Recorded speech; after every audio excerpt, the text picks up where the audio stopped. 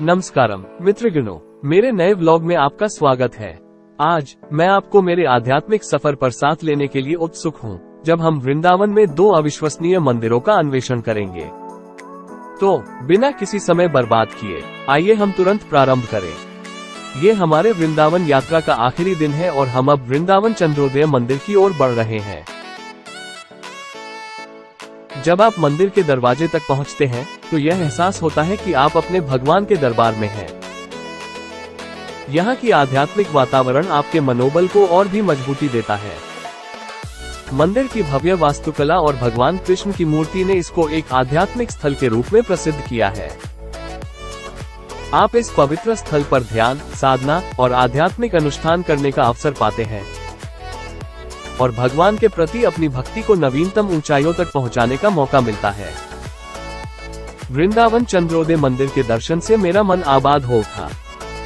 यह मंदिर, जो हमारे प्रिय भगवान श्री कृष्ण की महानतम जीवन कथा का सुनहरा संकेत है, हमें एक अद्वितीय और धार्मिक अनुभव प्रदान करता है।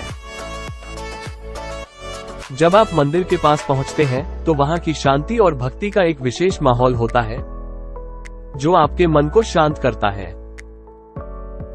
इसके साथ ही ये स्थल हमें श्री कृष्ण के जीवन के महत्वपूर्ण घटनाओं का भी वर्णन करता है, जो हमारे जीवन के उपयोगी सीख देते हैं।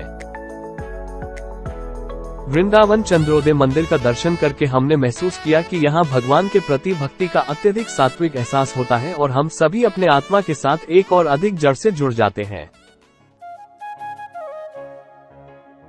अब हम इस्कॉन मंदिर की ओर बढ़ रहे हैं, जिसे international society for Krishna consciousness of नाचन इस्कॉन के तौर पर जाना जाता है।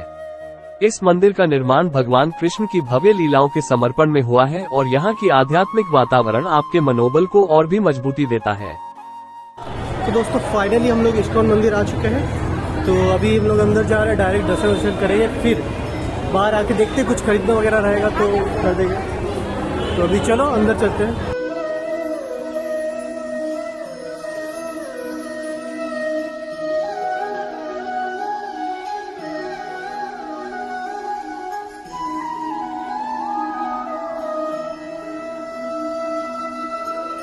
इस्कॉन का मंदिर ध्यान, साधना और भगवान कृष्ण के प्रति भक्ति की भावना के साथ भरपूर है। यहाँ पर की गई पूजा और आराधना से आपकी आत्मा को शांति मिलती है और आप एक नए उत्तराधिकारी के रूप में महसूस करते हैं।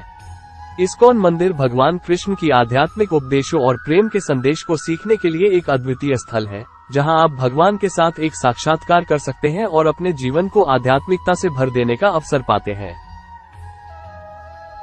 इस्कॉन मंदिर, जिसे श्री कृष्ण बलराम मंदिर भी कहा जाता है, एक अद्वितीय आर्थिक संगठन है जो भगवान श्री कृष्ण की पूजा और सेवा को प्रमुखता देता है। यहाँ की विशेषता उसके आकर्षक वास्तुकला और शांत स्नान कुंड की है, जहाँ श्रद्धालु अपने आप को अद्वितीय मानव अनुभव में खो सकते हैं। इस्कॉन मंदिर के पास के भंडारा में भगवद गीता के ज्ञान को समझाने वाले कक्षाएं आयोजित की जाती हैं, जो आपको आत्मा के महत्वपूर्ण सिद्धांतों का ज्ञान प्रदान करती हैं। यहाँ पर आपको भगवान कृष्ण के भक्ति और सेवा में खो जाने का मौका मिलता है, जिससे आपकी यात्रा और भी अधिक अर्थपूर्ण होती है। इस्कॉन मंदिर वृंदावन आध्यात्मिक आश्रम के रूप में नहीं मात्र एक भगवान की भव्य मूर्ति का स्थल है, बल्कि यह भगवद गीता और वेदांत के गहरे ज्ञान का केंद्र भी है। यहाँ के पुजारी और गुरुओं के माध्यम से आप वेदांत और आध्यात्मिक तत्वों को समझने का अद्वितीय मौका प्राप्त कर सकते हैं। इस्कॉन मंदिर के प्रांगण में एक अद्वितीय भगवद गीता ज्ञान यज्ञ का आयोजन किया जाता है, जिसमें विद्यार्थियों को गीता के अद्वितीय सिद्धांतों का ज्ञान प्राप्त होता है। इसके अलावा यहाँ आप श्रीमद् भागवतम के अद्वितीय पाठ का सानिध्य भी पाएंगे, जिससे आपके आध्यात्मिक अध्ययन को आगे बढ़ावा मिलेगा।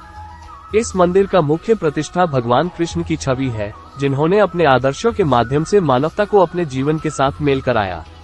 इस्कॉन मंदिर का दौरा करके आप श्रीमद् भागवतम की गहरी जानकारी प्राप्त कर सकते हैं और अपने आध्यात्मिक जीवन को सार्थकता और आनंद से भर सकते हैं। इस्कॉन मंदिर वृंदावन का एक आदर्श है, जो भगवान कृष्ण के प्रेम और भक्ति का समर्पण करता है।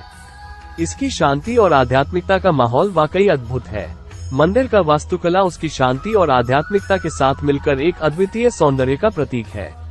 यह मंदिर एक प्रमुख आर्किटेक्चरल डिजाइन में बना है, जो उसकी शिल्पकला और वास्तुकला की महत्वपूर्ण विशेषताओं को प्रकट करता है। मंदिर का मुख्य भवन भगवान श्री कृष्ण की अत्युत्कृष्ट मूर्ति को गोद लेने के रूप में विशेष रूप से डिजाइन किया गया है। यह उनके लीलाओं और महानता को प्रकट करने का स्थल है। मंदिर के शिल्पकला काम में उनके जीवन और उनकी आदर्श जीवन शैली का महत्वपूर्ण संदेश होता है। इस मंदिर के वास्तुकला में आकर्षक स्थूलमणियों का उपयोग किया गया है, जो भगवान कृष्ण की महिमा को प्रकट करते हैं। यहाँ की दर्शनीय जीर्णों, खगोलशास्त्र और वास्तुकला के प्रभावी संयोजन ने इसे एक सुंदर और मानवता के लिए प्रेरणास्पद स्थल बना दिया है। इस्कॉन मंदिर की मान्यता और सुंदरता का अनुभव करते समय आपको यह अनुभव होता है कि यहाँ की भक्ति और संगीत की वातावरण अद्वितीय है। लोग कीर्तन करते हैं, हरिनाम के गीत गाते हैं और कृष्ण भगवान की महिमा का गुणगान करते हैं। यहाँ विदेशी भी आकर्षित होते हैं और कृष्ण भक्ति के गीतों को गुणगान करते हैं, इसके बदले में शांति और सांत्वना महसूस करते हैं। आप यहाँ एक अद्वितीय संगीत की ध्वनि सुन सकते हैं, जिसमें भक्ति का रंग होता है और सभी एक साथ कृष्ण भगवान की भव्यता की तारीफ गुणगान करते हैं।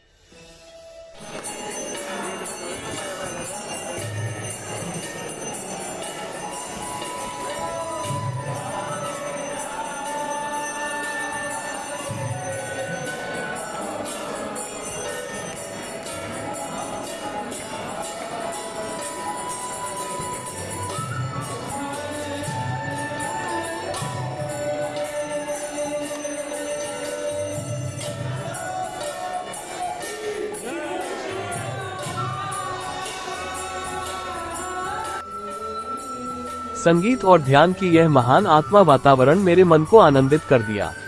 मैं एहसास कर रहा था कि यह स्थल वास्तव में भगवान की शांति का एक रूप है और यहाँ की अत्यधिक भक्ति और संगीत का सफल संधान है।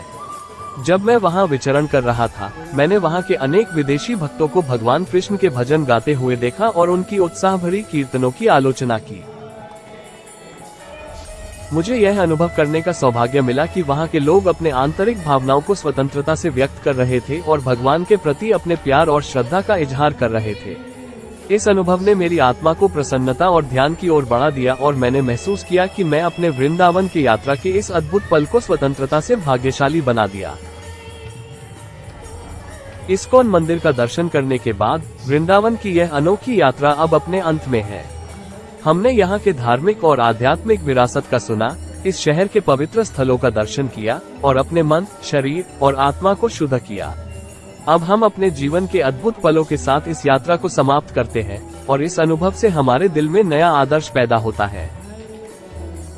वृंदावन का आध्यात्मिक और सौंदर्य से भरपूर सफर हमारे लिए एक अनुपम अनुभव रहा है और हमने अपने यात्रा के इन पलों को सबसे ज्यादा महत्वपूर्ण बना दिया है।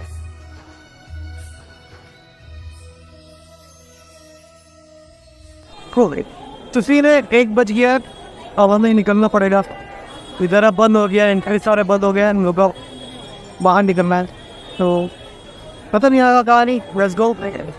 तो दोस्तों, आज का ब्लॉग हम लोग यहीं पर एंड करेंगे, क्योंकि कल हम लोग निकलने वाले हैं वृंदावन से सुबह।